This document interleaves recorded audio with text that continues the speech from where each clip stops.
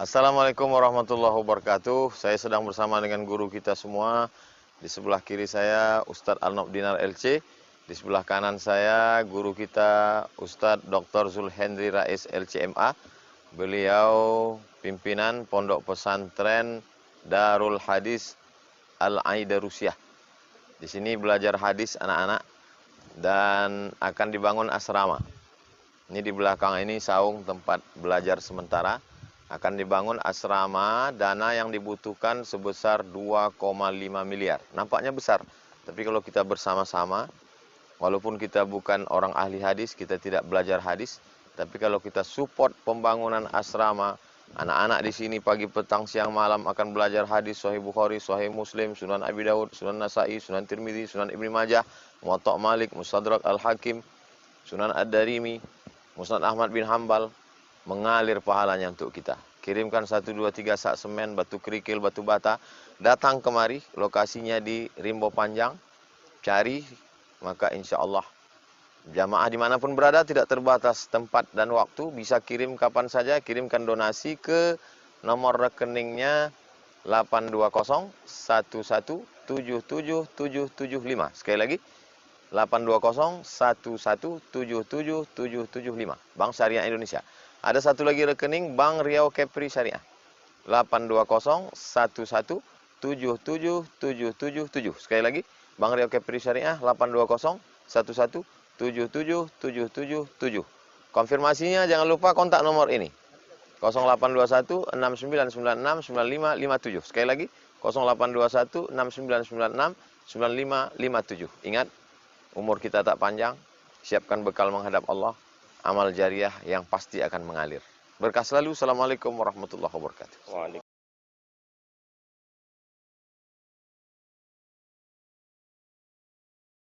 Bismillah. Assalamualaikum warahmatullahi wabarakatuh. Alhamdulillahilladzi an'amana bi ni'matil iman wal islam. Wassalatu wassalamu ala asyrafil anam, sayyidina wa nabiyyina wa habibina wa syafi'ina wa qurrati a'yunina wa maulana Muhammad sallallahu alaihi wasallam. Subhanaka la ilma lana illa ma 'allamtana innaka antal alimul hakim. Rabbi yassir wa la tu'assir ya Rabbi tammim bi khair. Allahumma salli ala sayyidina Muhammadin al-Fatih lima ughliqa wal khatimi lima sabaqa nasiril haqqi bil haqqi wal hadi ila siratikal mustaqim.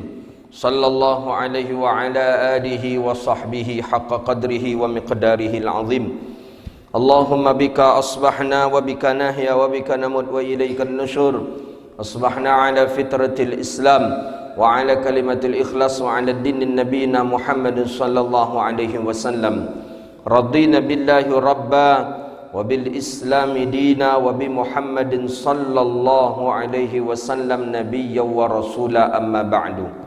Puja dan puji syukur kita kepada Allah dengan mengucapkan kalimat alhamdulillahi rabbil alamin. Allah mesti gerakkan hati kita untuk bisa datang ke rumah Allah, untuk mendengarkan hadis-hadis daripada Rasulullah sallallahu alaihi wasallam, dan begitu juga diawali dengan salat fardu subuh berjamaah. Mudah-mudahan yang kita lakukan hari ini diterima oleh Allah Subhanahu wa taala dan diberi pahala dengan pahala yang berlipat ganda. Amin ya rabbal alamin. Salawat dan salam kepada Nabi yang agung, Nabi yang mulia, Sayyidina Rasulullah Muhammadun sallallahu alaihi wasallam. Allahumma salli wa sallim wa barik ala sayyidina wa maulana Muhammadin wa ala alihi wa sahbihi ajma'in. Salawatu rabbi wa salamuhu alaika ya sayyidi ya Rasulullah. Bapak Ibu hadirin yang dirahmati Allah Subhanahu wa taala, lanjutan kajian kita kitab Riyadhus Shalihin min kalami Sayyidil Mursalin, hadis daripada Ar-Raja, bab tentang raja atau harapan. Kita dilarang oleh Allah untuk berputus asa. Banyak pun maksiat yang sudah kita lakukan, apapun maksiat yang kita lakukan, sebesar apapun maksiat yang kita lakukan, jangan kita berputus asa. La tayasu min rahmatillah. Rahmat Allah itu lebih banyak, rahmat Allah lebih luas, dan ampunan Allah lebih luas maka bermunajat dan mohon ampunlah kepada Allah Subhanahu wa taala. Itu yang disebut dengan raja. Raja ini berharap dengan ampunan Allah. Tak boleh kita lari daripada Allah. Apapun maksiat yang pernah kita lakukan, sebesar apapun maksiat yang kita lakukan, tapi Allah masih beri kita peluang untuk datang ke rumah Allah, itu tanda Allah menerima ibadah dan taubat kita. Hadis pertama, an Ubadah bin Samitin. Ini hadis daripada Ubadah bin Samit radhiyallahu anhu qala. Ubadah bin Samit ma'ruf. Beliau adalah salah seorang sahabat Nabi yang kalau bahasa mengatakan dia adalah orang yang diamanahkan oleh Rasulullah sallallahu alaihi wasallam untuk membawa Islam ke Madinah. Jadi Ubadah bin Samit, beberapa orang temannya, ada 6 orang temannya, saudaranya, datang ke Makkah. Ketika itu Nabi di Makkah. Suku di Madinah, 2 suku yang tak pernah berdamai. Tapi ini, suku ini namanya suku Khazraj dengan suku Aus, tak pernah berdamai. Dan ini suku asli Madinah. Dan suku ini banyak daripada mereka Muslim. Jadi di ada Muslim, ada Yahudi, tapi lebih banyak Yahudi. Yahudi Madinah, sukunya ada 3 ni. Qainuqa, Nadir, Quraizah. Ini suku Yahudi di Madinah. Jadi Madinah dulu betul-betul dikuasai oleh Yahudi. Konon kabarnya Yahudi yang ada hari ini di Israel itu adalah Yahudi yang hijrah dari Madinah. Karena tidak dapat tempat lagi oleh orang Islam di Madinah, mereka mengembangkan di Israel, di Israel hari ini. Itu Yahudi daripada Madinah. Jadi ada 5 suku. Suku Aus, suku Khazraj, Nadir, kemudian suku Qainuqa, Quraizah. 3 suku Yahudi, 2 suku Islam. Ya, Islam maksudnya setelah Nabi hijrah, ini pada umumnya Muslim ini. Tapi suku ini yang menyelamatkannya adalah Rasulullah. Licik, Yahudi licik. Memang Yahudi itu licik. Sampai kini kan licik juga Yahudi. Nampak suku ini orang-orang baik di dalamnya. Dan suku ini selalu ada muncul ide-ide pembaharuan. Jadi kalau tokoh sukunya agak cerdas, ini ada ide-ide pembaharuan. Setiap saat ada saja. Di antara mereka mungkin yang pandai syair, di antara mereka yang hebat berdagang. Ini suku kedua ni maju. Yang 3 ni, Yahudi ni tak maju. Jadi untuk merusak suku kedua ni, mesti harus diberi senjata. Diadu domba. 2 suku ni, diadu domba lah 2 suku. Aus Khazraj, Aus Khazraj, Aus Khazraj. Diadu domba. Diberilah senjata oleh 3 suku ni, diberi senjata. Jadi kalau untuk menghancurkan kabilah, suku, kabilah, negara pun hancur kalau senjata diberikan kepada penduduknya.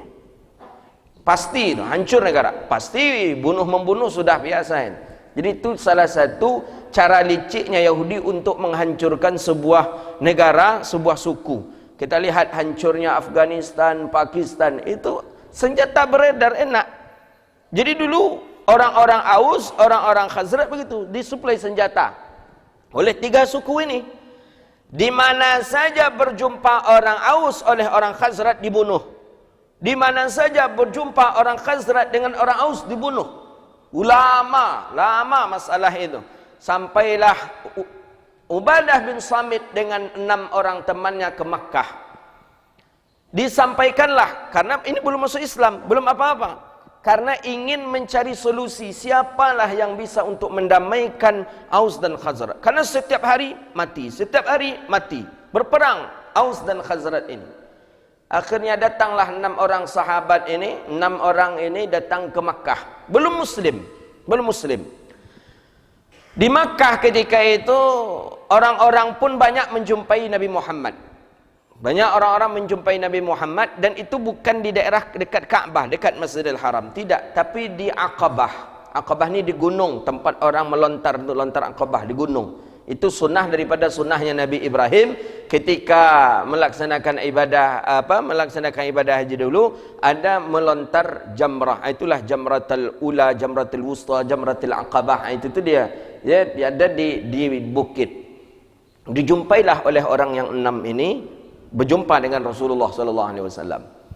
Mereka sampaikanlah keberadaan Madinah. Dulu namanya Yathrib. Yathrib kotor karena darah saja bergelimang, tumpah darah. Tak ada nur cahaya, tak ada di Madinah. Masya-Allah. Bersama Nabi robah dengan nama Tayyibah. Nama Tayyibah, nama yang baik, dirubahlah menjadi itulah Madinatul Munawwarah. Sampai hari ini, sampai hari kiamat, Madinah itu akan bercahaya. Sampai dalam hadis, negeri yang paling terakhir Allah hancurkan ketika hari kiamat adalah Madinah. Beruntung sekali Madinah itu dengan adanya Nabi Muhammad SAW. Nabi 10 tahun dakwah di Makkah.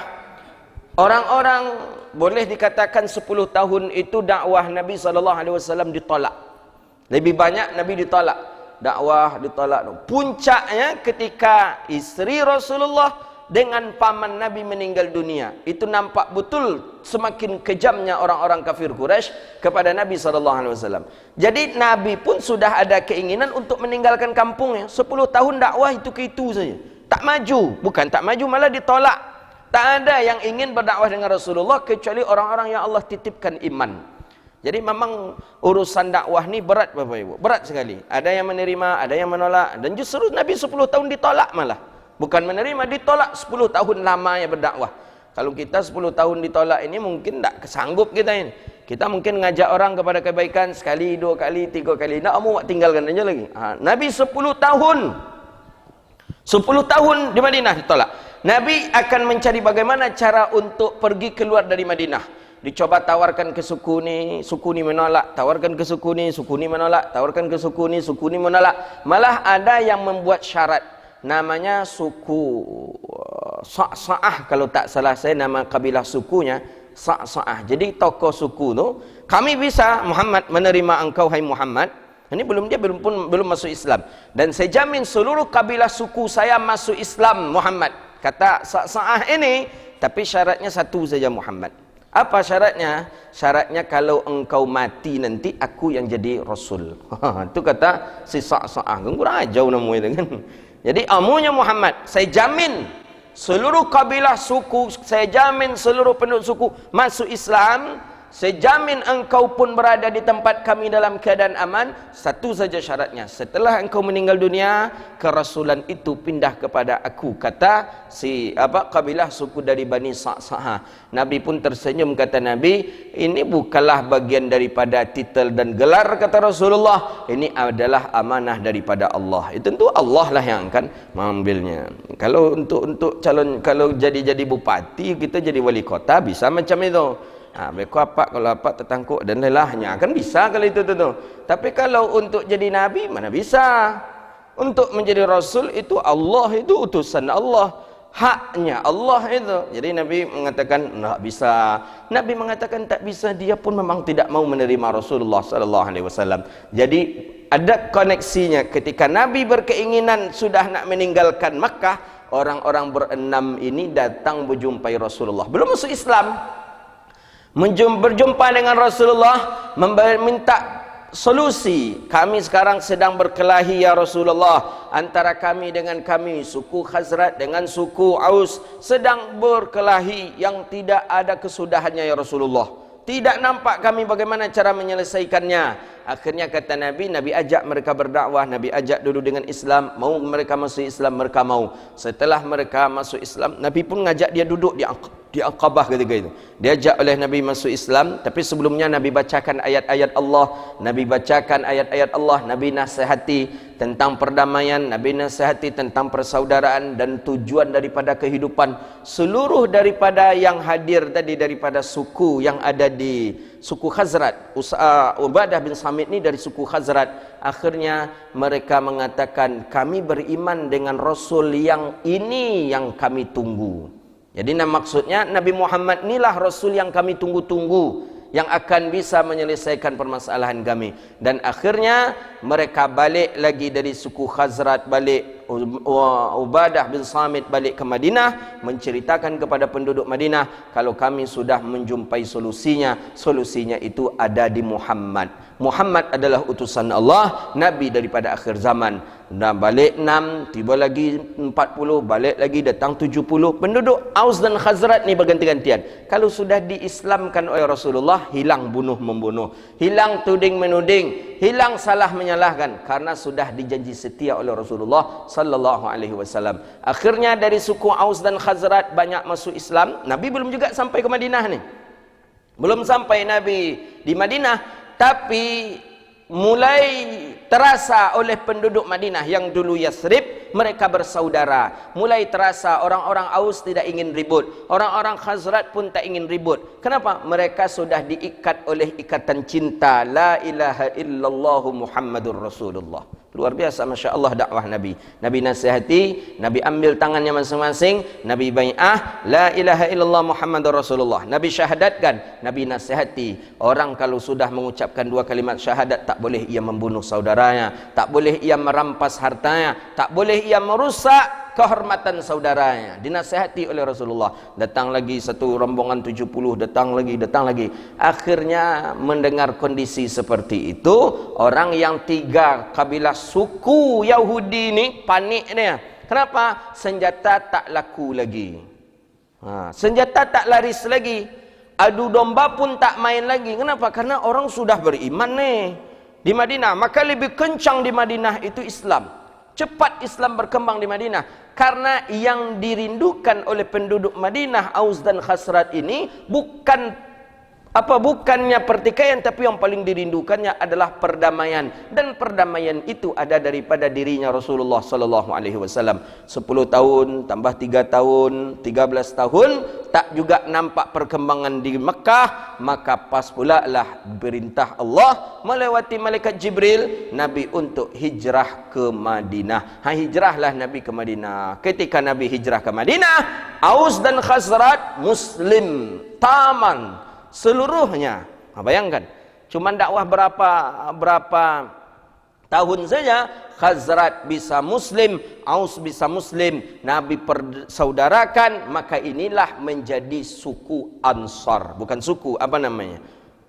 Golongan Ansar. Inilah dia. Jadi Ansar itu dari 2, ada dari Khazraj, ada dari Aus. Begitulah mulianya Rasulullah. Yang 3 tadi mulai tergeser. Ada yang pindah mereka ke Israel, ada mereka yang mencoba menetap, tapi menetap ni sedikit saja. Yang lebih banyak mereka keluar. Ada mereka yang berangkat ke Mesir, ada mereka yang berangkat ke Syam, ada mereka yang berangkat. Ini daripada Yahudi. Tinggal di Madinah sedikit saja.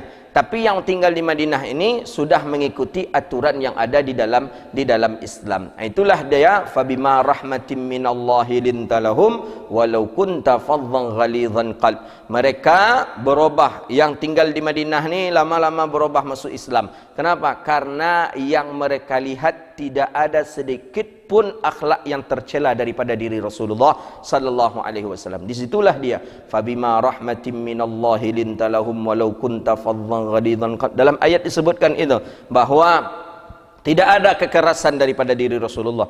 Nabi tak semerta-merta kafir bunuh, tidak seperti itu. Nabi masih membolehkan jual beli dengan mereka. Nabi masih membolehkan musyawarah dengan mereka. Nabi masih Nabi bolehkan dengan orang-orang Yahudi. Dengan sifatnya Nabi seperti itu, akhirnya Yahudi pun masuk Islam. Jadi orang-orang Yahudi banyak masuk Islam.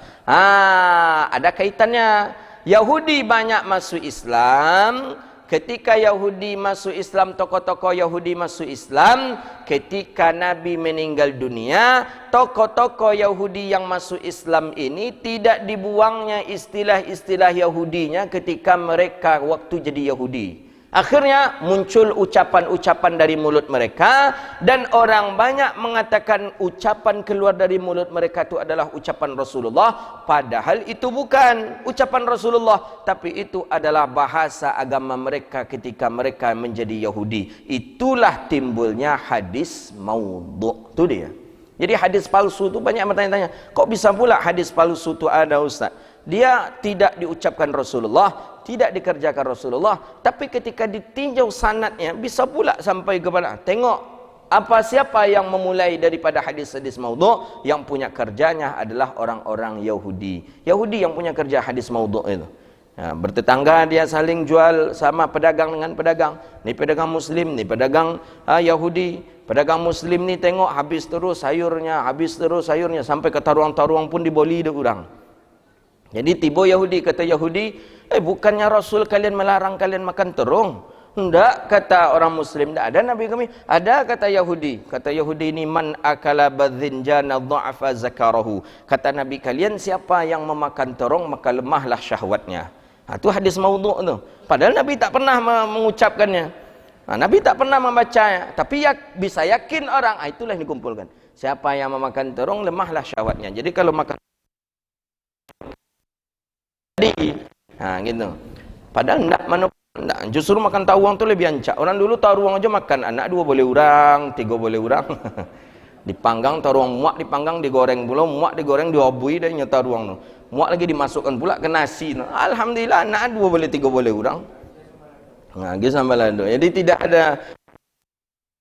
Jadi kalau anda yang mengatakan memang berarti Nabi sering didustakan, bukan seperti itu maksud hadis maudhu'. Nabi tidak ada mengucapkannya, kemudian dibuat sajalah oleh orang-orang Yahudi daripada penduduk daripada Madinah. Jadi memang Yahudi ini tak bisa kita biarkan, itulah kerja daripada Yahudi. Jadi yang menyelamatkannya adalah Rasulullah daripada suku Bani Aus dengan Bani Khazraj yang menyelamatkannya Rasulullah, maka mereka terhutang kepada baginda Nabi sallallahu alaihi wasallam. Itu dia. Ini karena live streaming saja nih, kalau tak live streaming saya bongkar sebenarnya siapa Yahudi Madinah ini. Karena ada kaitan Yahudi Madinah dengan Wahabi. Ada kaitan Yahudi Madinah dengan Wahabi. Ada. Dan itu ada kesamaannya, ada kecocokannya, dan sudah dikaji ilmiah oleh orang hari ini. Ada kaitan Yahudi Madinah dengan beredarnya pemahaman-pemahaman Wahabi di Makkah, sehingga tokohnya pun kalau dibaca, kalau dikaji, itu ada yang berasal daripada Yahudi Madinah. Dan buktinya kan memang Wahabi masuk berdarah enggak? Berdarah, perang saudara.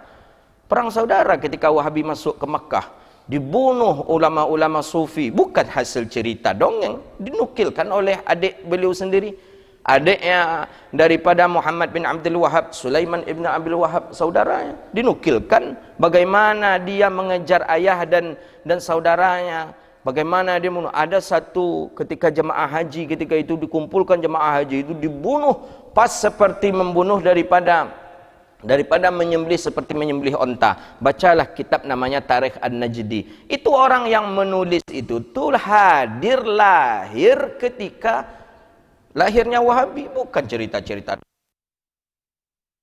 Ini awak bercerita tentang kejelekan Wahabi, pandai kita saja membuat tu baru fitnah.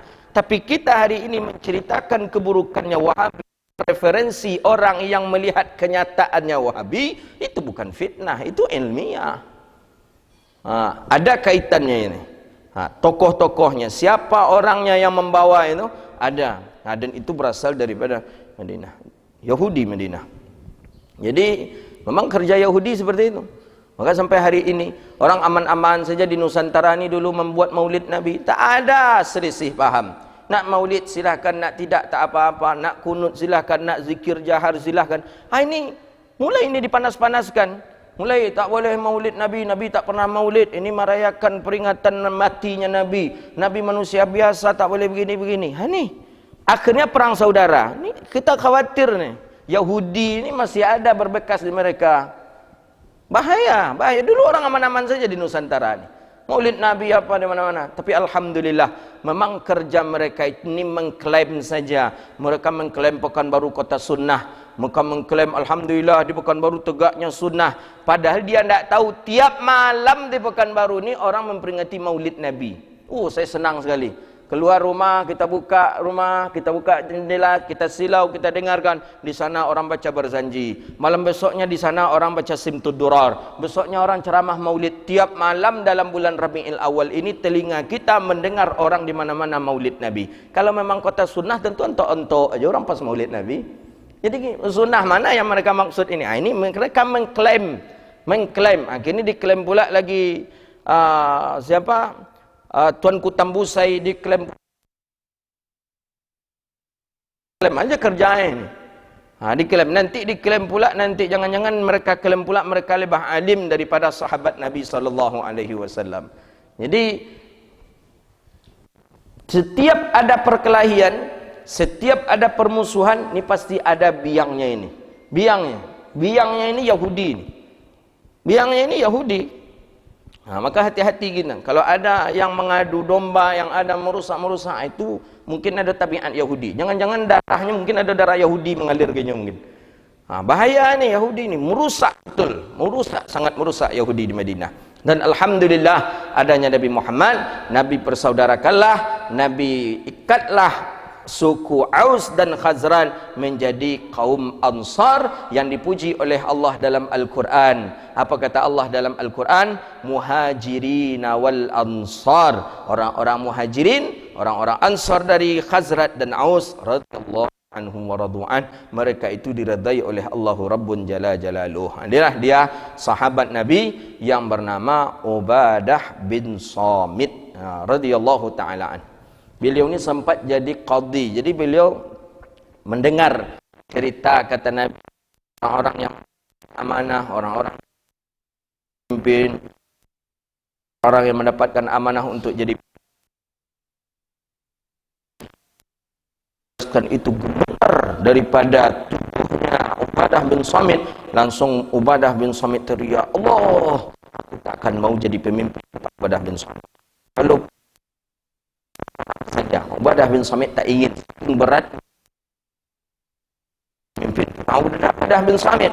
Akhirnya ketika Nabi meninggal dunia, Abu Bakar meninggal dunia, naiklah Sayyidina Umar ibn al-Khattab. Umar ibn al-Khattab naik, Ubadah bin Samit diamanahkan sebagai hakim, qadhi di Palestina. Tapi Ubadah bin Samit tetap tak menginginkan, jangan aku, tapi tak bisa lagi menolak karena tawaran Sayyidina Umar ibn al-Khattab. Menolak tawarannya khalifah termasuk bagian daripada maksiat. Akhirnya diiyakan oleh Ubadah bin Samit, dan Ubadah bin Samit tinggal di Palestina, menjadi hakim di Palestina, dan sampai beliau meninggal dunia di Palestina, di desa di kota Ramlah. Ramlah itu kalau tak salah saya hari ini masuk Mesir itu Ramlah itu kalau sekarang. Ramlah dengan Palestina, ya Gaza sekarang itu dekat-dekat itu. Mesir dengan Gaza kan berbatasan, dengan Palestina berbatasan. Itu tempat kelahirannya Imam rahimahullahu ta'ala. Jadi Ramlah, diwafatkan beliau di Ramlah, dan alhamdulillah sampai hari ini masih terjaga makam beliau, masih terjaga kuburan beliau di Ramlah sampai hari ini. Jadi Ramlah masih ada kuburannya sahabat, di Turki masih ada kuburan sahabat, di Mesir masih ada kuburan sahabat, di Madinah masih ada kuburan sahabat, tapi yang dijaga betul bangunannya itu ada di Yaman, ada di Syria, ada di Mesir, ada di Turki, ada di Ramlah. Turki itu dijaga betul itu. Dijaga betul makam sahabat yang bernama Aba Ayyub Al-Ansari. Jadi Abi Ayyub Al-Ansari menjaga betul daripada makam daripada orang-orang Turki, menjaga makam daripada Abi Ayyub Al-Ansari. Dan itu di masjid letaknya. Jadi kalau Bapak Ibu ke Istanbul, turun keluar bandara, minta saja ke orang bandara Masjid Aba Ayyub. Masjid Aba Ayyub. Diantarlah ke Masjid Aba Ayyub Al-Ansari. Masjidnya cukup besar, di sampingnya ada makam, dan di dekat itu ada pohon yang pohon itu rimbun sekali pohon itu, dan katanya pohon itu, Imam An-Nawawi, bahwa akarnya tadi itu di jantungnya para sahabat Nabi. Ya, sahabat Nabi radhiyallahu taala anhum sudah disebutkan dalam Al-Quran, wala tahsabannalladzina qutilu fi sabilillahi amwat. Dia tidak mati, akan tetapi mereka hidup. Ada yang mengatakan hidupnya mereka disebutkan dalam Zakhair Muhammadiyah oleh Abu Ya'alawi Al-Maliki, mereka saling berkumpul. Hari ini ulama-ulama berkumpul, yang sudah meninggal dunia para sahabat berkumpul. Dengan siapa? Dengan baginda Nabi sallallahu alaihi wasallam. Jadi yang minta kiamat itu cepat orang-orang yang diazab di dalam kubur. Sedangkan orang-orang saleh yang mereka menikmati nikmatnya kubur, mereka justru ingin berlezat dan berlama-lama di dalam kubur, karena mereka sudah berjumpa dengan kekasih Sayyidina Rasulullah. Mereka sudah dengan para auliyaus salihin, para sahabat Nabi sallallahu alaihi wasallam. Dalam Zakhair Muhammadiyah itu disebutkan ada mereka yang membiasakan pekerjaan mereka di dunia dalam hal ibadah. Ada yang mereka membaca Quran, ada yang mereka mendengarkan kalam dari Rasulullah sallallahu alaihi wasallam. Jadi ada sebuah majlis, di majlis itu Nabi Muhammad dan yang hadir para sahabat dan para ulama-ulama auliyaus salihin.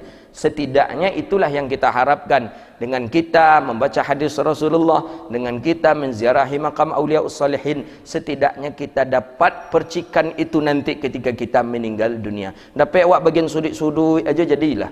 Kalau ndak tukang-tukang menyusun terompa sahabat aja besok jadilah. Hanya ndak pakai terompa dah ustaz, je istilahnya aja. Sampai tukang menyusun terompahnya je lah, jadilah. Nabi sedang di dalam, je sahabat sedang berjumpa, sedang memberikan pencerahan.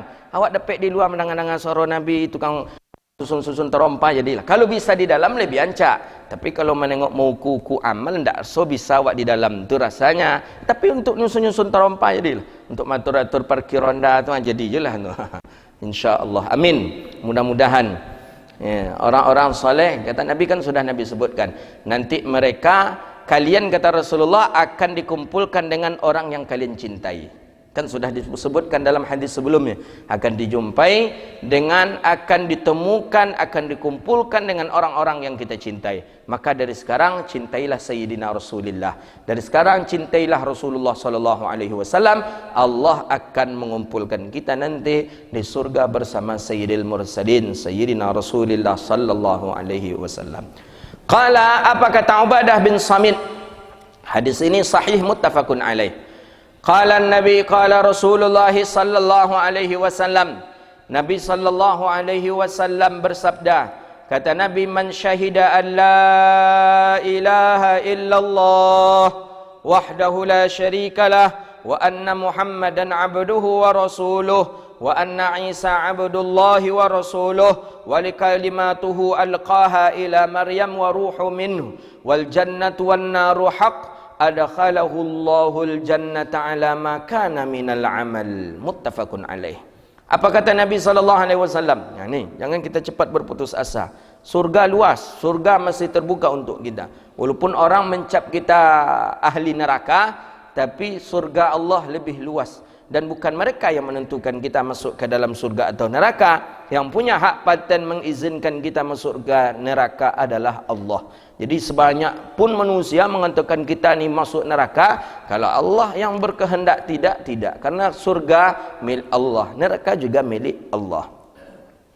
Kata Nabi sallallahu alaihi wasallam, man syahida an la ilaha illallah, siapa yang bersaksi dia bahwa tidak ada Tuhan kecuali Allah. Siapa yang bersaksi bahwa tidak ada Tuhan selain Allah, cuman Allah saja Tuhan yang boleh disembah, Allah saja Tuhan yang boleh untuk kita puji, Allah saja tempat untuk kita mengharapkan dan tempat kita berlindung. Wahdahu la syarikalah, tidak ada syarikat baginya Allah, tidak ada kongsi baginya Allah. Allah satu saja, tidak ada yang lain. Tidak dua, tidak tiga. Allah tidak seperti makhluk. Allah tidaklah punya tangan, Allah tidaklah punya kaki, Allah tidaklah duduk di satu tempat. Kita menafikan Allah seperti makhluk, itu termasuk bagian dari wahdahu la syarikalah. Tapi kalau kita katakan Allah duduk di arsy, Allah duduk di atas langit, Allah memiliki tempat, itu sudah disebut syirik oleh para ulama ahlul kalam.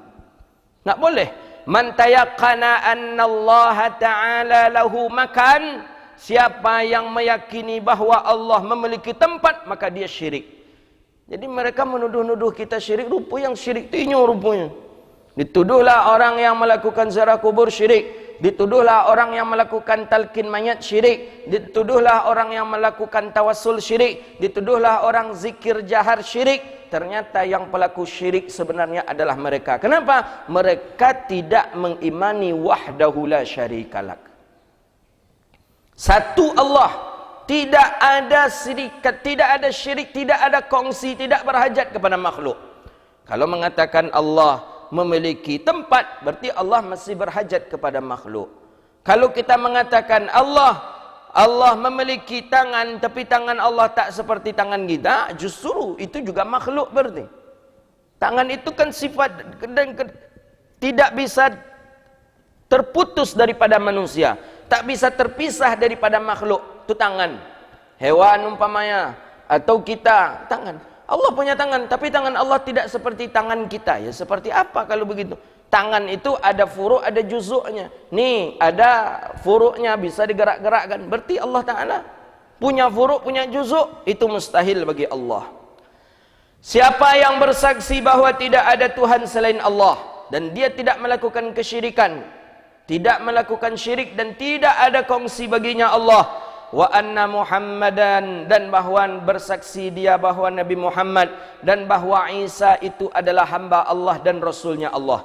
Nabi Muhammad, Nabi Isa adalah hamba Allah dan Rasul Allah. Ingat itu, bukan seorang Tuhan. Nabi kita tidak Tuhan, Nabi Isa pun tidak Tuhan, tapi hamba Allah dan Rasulnya Allah. Wal kalimatuhu alqaha ila Maryam wa ruhu minhu wal jannata wan naru haq. Wa kalimatuhu alqaha, dan kalimatuhu dan kalamnya Allah, Allah berikan dan Allah sampaikan kepada Maryam, dan memberikan ruh wa ruhu minhu, dan diciptakanlah Adam, diciptakanlah Isa daripadanya. Jadi Nabi Sayyidatina Maryam ditiupkan ruh, ditiupkan kalamullah kepadanya, dan lahirlah daripada seorang nabi namanya Isa bin Maryam. Jadi tak punya ayah, bisa kehendak Allah Rabbun Jalla Jalaluh. Itu kehendak Allah. Wal jannata wan nar, wal jannatu wan naru haq, dan surga serta neraka itu hak. Jadi dia yakini Allah Tuhan. Dia yakini Nabi Muhammad dengan Nabi Isa cuma seorang hamba Allah dan Rasul. Dia yakini bahwa surga dan neraka itu benar. Kemudian apa kata baginda Nabi? Adkhalahullahu jannata ala ma kana minal amal. Maka Allah masukkan orang ini ke dalam surga di atas apa yang telah ia lakukan. Jadi tiga saja kita bertauhid kepada Allah, yakin bahwa Nabi Muhammad dan Nabi Isa hamba Allah dan Rasul Allah, yakin kita surga neraka itu ada, maka kita berhak untuk masuk ke dalam surga. Jadi tak begitu susah juga kalau begitu. Ya tentu lakukan amal soleh. Maka di belakang dibunyikan maka naminal amal. Ikut semayang indah, puasa Ramadan indah, zakat indah. Apa dia indah apa? Indah perlu tu Ustaz. Yang perlu cik aja nya apa? Husnul khatimah. Ada orangnya macam tu. Semayang indah, tidak ada salat sama sekali. Salat tidak, puasa tidak, zakat tidak. Jadi ketika kita aja usianya dah 60 tahun, Pak salatlah lagi Pak, kata saya. Puasalah. Tak perlu tu ponik badan awak tu, nak boleh mazhab badan awak dah keciknya pula. Kecik apa tadi? Tak boleh kita mengazab badan kita. Salat tu kan ponik, apalagi tarawih kalau 20 rakaat. Tak boleh dah kata dia. Tak boleh kita mengazab diri kita, santai saja kata dia. Jangan kita memaksakan diri kita kata dia. Jadi makanya saya tak ada puasa, tak ada saya salat kata bapak ni. Tapi saya nanti berkeinginan masuk surga saja kata dia. Ada lagi satu lagi, ni nak perlu itu, yang paling ujungnya aja katanya. Ujungnya apa tu Pak? Husnul khatimah. Puasa indak, semayang indak, tapi minta mati husnul khatimah bisa. Macam mana caranya? Jadi wal jannah wan naru haq, dia yakini surga ada, neraka itu ada, maka dia masuk ke dalam surga Allahu Rabbun Jalla Jalaluh. Ada orang yang menafikan surga neraka ada, orang-orang liberal. Dia katakan surga itu tak ada, neraka itu tak ada. Neraka itu cuma sekadar bahasa untuk menggertak umat saja agar dia taat kepada Tuhannya. Maka itu diapakan dengan neraka, diancam dengan neraka. Siapa meninggalkan solat dia masuk neraka. Siapa makan riba ni sama dengan melakukan zina dengan ibunya. Siapa yang melakukan riba begini. Itu sekadar takut untuk berita menakutkan kita saja. Begitu juga surga kata dia, itu iming-iming agar kita taat kepada Tuhan kita. Padahal itu tak ada. Itu ada orang liberal berpendapat seperti itu. Kita Ahlus Sunnah wal Jamaah berkeyakinan bahwa surga ada, neraka ada, azab kubur ada, itu wajib untuk kita imani. Itulah daripada minal ghaibat. Jadi tauhid, sebagaimana orang-orang salafi membagi tauhid dengan 3, ada uluhiyah, ada rububiyah, ada asma wa sifat. Kita Ahlus Sunnah wal Jamaah 3, uluhiyah, Tuhanan, kemudian an-nubuwah, sifat kenabian, kemudian yang ketiga sam'iyat. Sam'iyat ni ay minal ghaibat, surga, neraka, padang mahsyar, siratal mustaqim, kemudian azab kubur. Ini di sam'iyat. Di mereka tidak ada. Mereka cuma asma wa sifat. Jadi di mereka ini bedakan ini. Tiga tauhid tiga mereka itu uluhiyah, rububiyah, asma wa sifat. Uluhiyah ni sifat ketuhanan juga. Rububiyah itu juga dia. Maka mereka mengatakan Abu Jahal, Abu Lahab bertauhid karena dia memiliki salah satu daripada sifat uluhiyah dan rububiyah. Itu parah nih tauhidnya ini. Orang kafir pun nanti bisa dianggap lebih bertauhid dibandingkan orang yang berziarah ke kuburan. Nah, ini saking parah yang kita. Di kita ahlu sunnah wal jamaah enggak. An-nubuwah tentang kenabian, uluhiyah ni sifat 20 wajib bagi Allah, 20 wajib bagi Rasul, satu yang jaiz. Maaf, 20 wajib bagi Allah, 20 mustahil bagi Allah, satu yang jaiz. An-nubuwah sifat kenabian, 4 sifat wajib bagi Rasul, 4 sifat mustahil bagi Rasul, satu yang jaiz. Satunya sam'iyat kita. Apa sam'iyat? Minal ghaibat. Wajib kita beriman kepada sesuatu yang gaib. Seperti apa contohnya? Surga, neraka, siratal mustaqim, azab kubur. Ini letaknya di sam'iyat. Ini dia. Jadi akidah kita itulah dia. Ada di belakangnya dengan sam'iyat. Jadi orang yang meyakini bahwa surga itu ada dan neraka itu ada, maka Allah akan masukkan orang tadi ke dalam surga Allah ala makana minal amal, di atas apa-apa yang telah dia lakukan. Jadi jangan kita sampai rusuh pula, Ustaz macam saya ini bisa masuk surga Ustaz? Bisa. Ustaz macam saya ini berhak saya masuk surga? Berhak. Seluruh kita berhak. Ingat kita apa kalimat yang disebutkan oleh Abi Dzar Al-Ghifari ketika bertanya kepada Rasulullah sallallahu alaihi wasallam, "Ya Rasulullah, siapa saja orang-orang yang berhak? Apakah kami ini berhak untuk masuk ke dalam surga?" "Iya," kata Rasulullah. Kata Abi Dzar, "Wa in zana wa in saraka?" Walaupun dia berzina, walaupun dia mencuri, walaupun dia berzina, walaupun dia mencuri, kata Rasulullah. Disebutkan oleh Nabi, walaupun dia berzina, walaupun dia mencuri, dia berhak masuk surga, kata Nabi. Hendak jawab weh Abi Dzar Al-Ghifari, diulang balik, "Wa in zana wa in saraka ya Rasulullah." Walaupun dia berzina, walaupun dia mencuri, disebut oleh Nabi, "Wa in zana wa in saraka." Walaupun dia berzina, walaupun dia mencuri, kata Nabi. Hendak jawab weh Abi Dzar, diulang pula ketiga kali, "Wa in zana wa in saraka." Walaupun dia berzina, walaupun dia mencuri ya Rasulullah, kata Nabi, "Wa in zana wa in saraka." Hendak jawab weh Abi Dzar Al-Ghifari, "Wa in zana wa in saraka." Disebutkan oleh Nabi, walaupun dia berzina, walaupun dia mencuri, dan walaupun itu tak setuju daripada Abi Dzar Al-Ghifari. Jadi maksud Nabi itu, Abi Dzar Al-Ghifari tidak setuju karena enteng betul masuk surga. Orang berzina pun bisa. Orang apa? Begitulah luas daripada rahmatnya Allah Rabbun Jalla Jalaluh. Ya tentu harus dengan amalan soleh, bertaubat kepada Allah. Allah terima taubat, seluruh kita berpeluang untuk masuk ke dalam surga Allah. Justru ada satu hadis mengatakan, hadis sahih, sudah kita baca kalau tak salah di jilid-jilid pertama dari kitab Dalilul Falihin ini, ada 70.000 golongan yang masuk surga tanpa hisab. Itu kata Nabi kan dalam hadis sahih. Ada 70.000 golongan manusia, golongan umatku, kata Rasulullah, yadkhulunal jannata bighairi hisab. Mereka masuk surga tanpa pakai hisab. 70.000 golongan masuk surga. Yang tidak masuk di antara 70.000 golongan itu, ada dalam riwayat yang lain, di antaranya siapa? Tukang ruqyah dan orang yang meminta ruqyah. Baca hadis tu, nak ambil tu dah, bacalah hadis tu. Because sabit lo, ustaz tu menghalangi rezeki orang tukang ruqyah. Baca hadis tu kalau tak percaya. Cek hadis tu. Yang masuk surga 70.000 golongan. Kecuali, tengok kecualinya siapa saja. Di antaranya orang tukang ruqyah dan orang yang mendatangi tukang ruqyah untuk minta ruqyah. Iyo tu ustaz, tengok hadis ni. Kalau baca panjang mengomberang kawan kamu bengko, ustaz malah ala rezeki ambo kan ni. Tapi kan pernah saya jelaskan kan bagaimana hukum ruqyah kan. Ruqyah yang paling afdal tu ruqyah mandiri. Itu yang diajarkan Rasulullah. Buka cek hadis dalam Sahih Bukhari.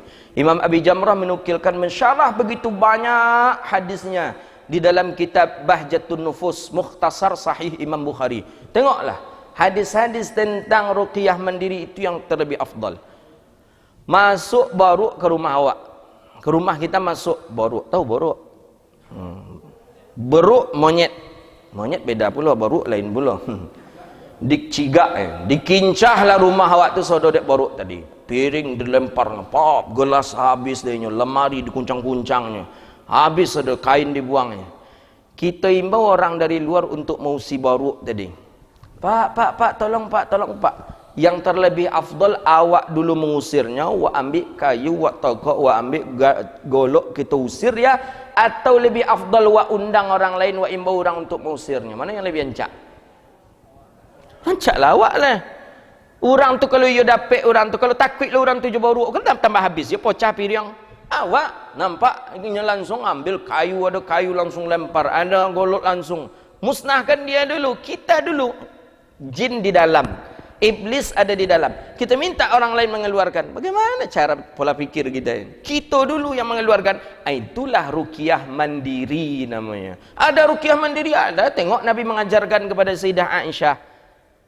Dalam Bahjatul Nufus itu jelas betul itu Imam Abi Jamrah mensyarahkan ini.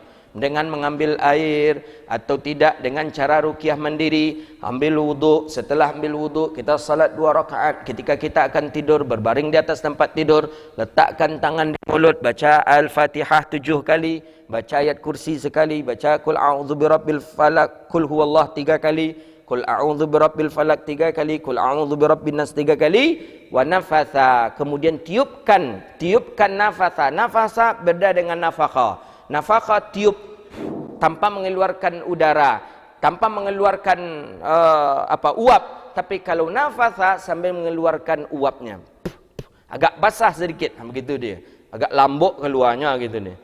Sedikit saja, jangan banyak-banyak. Setelah itu usapkan ke wajah kita, ke bagian depan terlebih dahulu sampai ke ujung kaki, habis itu bagian belakang, terus amalkanlah itu.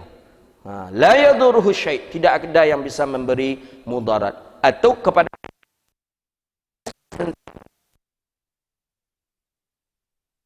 kenapa kita harus minta tukang ruqyah? Katakan tukang ruqyah pun saya perhatikan cara meruqyah ya sebagian. Ada kita lihat sebagian, ukhurud ya Allah, ukhurud. Oh, emosi pula ni. Emosi ditampar, pon. Teman saya sudah ada yang meninggal dunia itu, namanya Syahrul Ramadan. Orangnya hafal Quran, orangnya dekat dengan Allah. Saya tahu, saya 4 tahun sekamar dengan saya di masjid. Tahu betul saya orang yang qiyamul lail, tak pernah tinggal kuliah. Tidak pernah macet kuliah, khidmat kepada tamu, Masya Allah. Pulang ke Indonesia, saya ketika itu S2 di Sudan. Pulang ke Indonesia, ketika di Indonesia agak ada sakit, kemudian dibawalah oleh orang tua berobat ke akhirnya tempat ruqyah, ya, diobati, dibaca ayat, tapi sudah mulai main fisik, main kasar. Syahrul ni pun emosi melawan. Syahrul ni emosi melawan, dikiranya oleh tukang ruqyah ni besar jinnya ni kata ni. Godang jinnya pakai kayu bidara lagi ditusuk, tusuk sampai lembam daripada tubuh kawan saya tadi. Jadi ketika saya balik Sudan, saya jumpa, kenapa enterul? Itulah kawan kata, awak ke orang tua kita payah. Kenapa? Ambu sakit dibawa nyambung ke tukang ruqyah kata. Tukang ruqyah ni mainnya main hajar saja ni ustaz tu kata dia. Tamparnya saya, dipukul punggung saya, ditusuk pakai kayu bidara apa. Sakit. Ketika sakit saya melawan kata Syarul. Ketika saya melawan itu, ni jinnya besar ni, susah mengeluarkannya ni kata. Semakin kuat pulanya menenju, semakin kuat pulanya. Akhirnya pasrah kawan nama tadi. Pasrah, itulah. Ketika di Sudan, ambo dapat infonya meninggal dunia. Hati-hati bapak, jangan salah-salah pergi berubek gitu. Ya kita daripada ruqyah mandiri kita.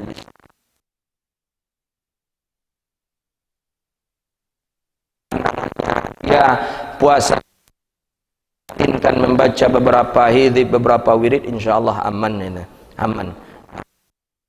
Baca Quran jarang, salat pun kadang sering malas, pandangan mata pun tidak dijaga. Itu kadang ada jin atau iblis itu masuk ke dalam tubuh. Ya, di antaranya itu kan tanda-tandanya orang bermimpi, mimpi jatuh dari tempat yang tinggi ke tempat yang rendah, itu tanda ada jin, ada gangguan. Ya gangguannya itu ya kalau seumpama seperti kita malas untuk tahajud, berat rasanya. Ketika tahajud itu berat badan kita, susah untuk bergerak rasanya, kepala sakit. Nah, cobalah ruqyah mandiri. Atau setiap bangun tidur tadi perut sakit, nak ke masjid sakit perut. Kalau dilayani sakit perut ni waktu habis, orang sudah qomat. Ada yang seperti itu. Coba ruqyah mandiri. Coba amalkan ruqyah mandiri. Nabi sudah mengajarkannya. Mereka ada, cuman yang tidak ada itu, bacalah hadis tadi itu, 70.000 golongan dijamin masuk surga. Hadis berikutnya terakhir, wan Abi Dzar radhiyallahu anhu qala, hadis daripada Abi Dzar radhiyallahu, qala Rasulullah sallallahu alaihi wasallam. Abi Dzar Al-Ghifari, nama asli beliau Jundub bin Junadah. Beliau ini daripada kabilah Bani Ghifar yang isinya penyamun perampok saja. Yaqulullahu azza wa jalla, Allah Subhanahu wa taala berkata, "Man jaa'a bil hasanati falahu asyru amsalha au azyadun wa man jaa'a bis sayyi'ati fajazaa'u sayyi'atin sayyi'atu mithluha au aghfiru wa man taqarraba minni shibran taqarrabtu minhu dhira'a wa minhu ba'a wa man atani yamshi ataituhu harwalah wa man laqiyani bi qurabil ardi khati'atan la yusyriku bi syai'a laqaituhu bimithliha maghfirah. Ini jangan berputus asa. Walaupun maksiat aja segala amal ibadah kita. Usialah 60 tahun. Alunjuk kita bertaubat kepada Allah. Maksiat dah banyak, jangan berputus asa. Walaupun ada peluang 3 tahun lagi untuk kita hidup, biarlah 3 tahun itu maksimalkan untuk ibadah. Allah akan mengampuni dosa kita dan Allah beri kita peluang masuk surga. Ini hadis. Kata Nabi sallallahu, kata Allah Rabbun Jalla Jalaluh, kata Nabi, yaqulullahu azza wa jalla, Allah Subhanahu wa taala berkata, man jaa bil hasanati, siapa yang melakukan kebaikan, falahu asyru amsaluha, falahu asyru amsalha, maka bagi orang itu 10 misalnya. Maksudnya kebaikan sekali buat lakukan, Allah bagi kita 10 kali pahala. Au azid, bisa jadi banyak. Jadi sekali mengakukan kebaikan 10 pahala atau tambah banyak. Berbeda dengan keburukan. Bagaimana? Wa man jaa bisayyi'atin, dan siapa yang melakukan keburukan, kemaksiatan, maka akan dibalas dengan 1 kemaksiatan atau 1 dosa. Jadi kalau awak sekali melakukan kemaksiatan, tidak perlu dicatat dosanya 10 dan tak. Kan berbeda tu. Melakukan ketaatan dicatat pahala 10. Melakukan kesalahan dicatat dosa 1 saja, tidak 10 dosa. Itu tanda Allah Maha Pengasih, Maha Penyayang. Au aufir, kadang aku ampuni, kata Allah. Bisa saja dicatat kesalahan tadi 1, bisa saja kesalahan tadi pun diampuni, berarti hilang. Begitu rahmatnya Allah Subhanahu wa taala. Walaupun taknya elok Allah taala mengarajokan kebaikan, dia pahala. Mengarajokan kesalahan dicatat saja dosa bisa diampuni. Tu sayangnya Allah kepada kita. Wa man taqarraba minni shibran, siapa yang mendekatkan aku 1 jengkal, mendekatkan diri kepadaku, wa taqarrabtu minhu dhira'a, dan aku mendekatkan diri, wa man taqarraba minni, dan siapa yang mendekatkan diri dari minni daripadaku, shibra, akan 1 jengkal, taqarrabtu minhu dhira'a, mendekatkan diri oleh aku dhira'a, 1 hasta. Wa man taqarraba minhi, pokoknya dekat kita kepada Allah, Allah pun semakin dekat kepada kita. Wa man atani yamshi, siapa yang mendatangi aku dalam keadaan berjalan, maka aku datangi dia dalam keadaan berlari. Ini hadis ini kan perlu ditakwil ini, Pak. Kalau awak baca mentah-mentah aja berarti Allah Taala berlari juga berarti Allah. Kan perlu takwil. Tak bisa ayat hadis tu dimakan mentah-mentah tu, tak bisa, harus butuh takwil. Wahabi takwil ini yang tak mau mereka. Ini hadis ini butuh takwil ini. Coba Bapak terjemahkan baik-baik kalau tak butuh takwil. Siapa yang mendatangi aku dalam keadaan berjalan kaki, maka aku mendatanginya dalam keadaan berlari. Coba model apa Allah Ta'ala berlari? Seperti apa Allah Ta'ala berlari? Hadis ini ditakwil. Takwil maksudnya bagaimana? Sekencang-kencangnya kita dekat dengan Allah, Allah pun semakin kencang dekat dengan kita. Seperti apa kita mendekati Allah dengan khusyuk dalam berzikir, Allah pun akan memberikan anugerah khusyuk itu lebih dalam lagi kepada kita. Jadi hadis ini ditakwil. Tak bisa. Itulah akidah yang paling selamat tu akidah Ahlus Sunnah wal Jamaah. Abi Hasan Asy'ari, Abi Mansur Al-Maturidi. Ikat itu baik-baik itu. Menurut mereka Wahabi Salafi tidak ada takwil dalam ayat. Nah, ada ayat tak boleh ditakwilkan kata dia. Hadis tak boleh ditakwilkan. Ya kalau tak boleh ditakwilkan berlari ini kemana? Berlari seperti apa? Coba seperti apa berlarinya? Makanya harus takwil. Sama dengan hadis Allah Ta'ala turun sepertiga malam ke bumi. Turunnya itu apa Allah? Jasadnya Allah. Allahnya yang turun. Kalau Allah turun, bila Allah naik? Cobalah. Ini takwil. Jadi kalau orang yang betul-betul mengaji, insya Allah faham dia. Itu ditakwilkan. Akidah kita Ahlus Sunnah wal Jamaah, ada ayat yang ditakwil, ada ayat yang tidak, ada hadis yang ditakwil, ada hadis yang tidak. Turun Allah Ta'ala. Kejap turun Malaysia, berikut turun pula berpindah langsung aja. Karena tidak sempat naik lah. Dan kalau turun saja sepertiga malam. Maka menurut akidah kita Ahlus Sunnah wal Jamaah, yang turun apa? Rahmatnya Allah turun sepertiga malam. Ditakwil. Itu dia. Ya, sama halnya dengan ayat ini kan. Fid dunya a'ma wa fil akhirati a'ma. Di dunia dia buta, di akhirat dia buta. Dan mereka termasuk orang-orang yang tersesat jalannya. Siapa itu? Orang buta. Kalau tidak ditakwilkan ayat itu, rugi orang buta gini itu tuh Pak. Alah, di dunianya buta, di akhirat besok buta pulanya lah kan.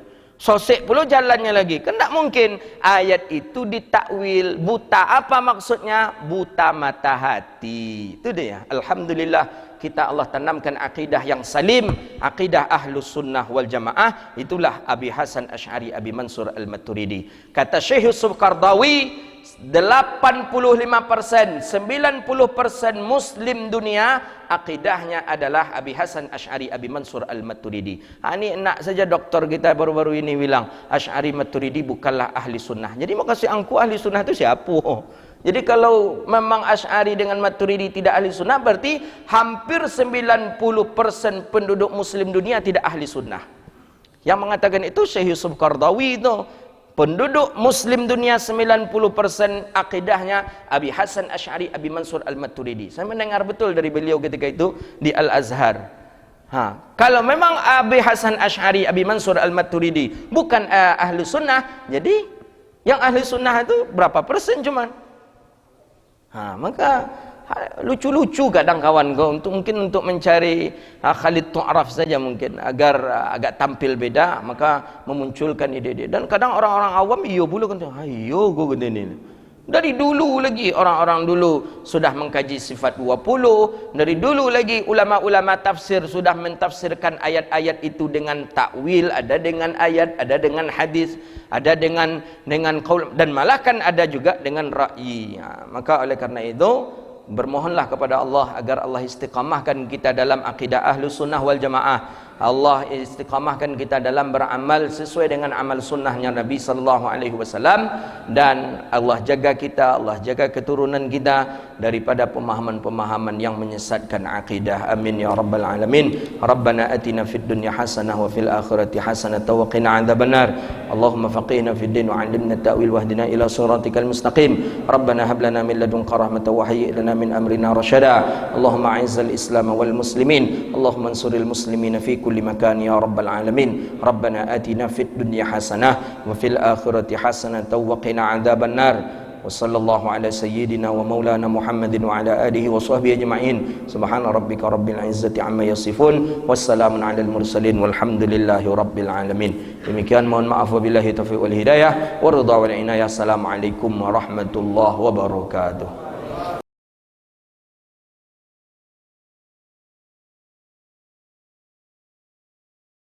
Assalamualaikum warahmatullahi wabarakatuh. Saya sedang bersama dengan guru kita semua. Di sebelah kiri saya Ustadz Arnob Dinar LC. Di sebelah kanan saya guru kita Ustadz Dr. Zulhendri Rais LCMA. Beliau pimpinan Pondok Pesantren Darul Hadis Al-Aidarusyah. Di sini belajar hadis anak-anak dan akan dibangun asrama. Ini di belakang ini saung tempat belajar sementara. Akan dibangun asrama, dana yang dibutuhkan sebesar 2,5 miliar. Nampaknya besar, tapi kalau kita bersama-sama, walaupun kita bukan orang ahli hadis, kita tidak belajar hadis, tapi kalau kita support pembangunan asrama Anak-anak di sini pagi, petang, siang, malam akan belajar hadis Sahih Bukhari, Sahih Muslim, Sunan Abi Daud, Sunan Nasai, Sunan Tirmidzi, Sunan Ibnu Majah, Muwatta Malik, Mustadrak Al-Hakim, Sunan Ad-Darimi, Musnad Ahmad bin Hambal, mengalir pahalanya untuk kita. Kirimkan 1, 2, 3 sak semen, batu kerikil, batu bata, datang kemari, lokasinya di Rimbo Panjang, cari, maka insya Allah jamaah dimanapun berada tidak terbatas tempat dan waktu, bisa kirim kapan saja, kirimkan donasi ke nomor rekeningnya 82011777775. Sekali lagi 82011777775, Bank Syariah Indonesia. Ada satu lagi rekening Bank Riau Kepri Syariah, 82011777777. Sekali lagi Bank Riau Kepri Syariah 82011777777. Konfirmasinya jangan lupa kontak nomor ini 082169969557. Sekali lagi 082169969557. Ingat, umur kita tak panjang, siapkan bekal menghadap Allah, amal jariah yang pasti akan mengalir. Berkah selalu. Assalamualaikum warahmatullahi wabarakatuh.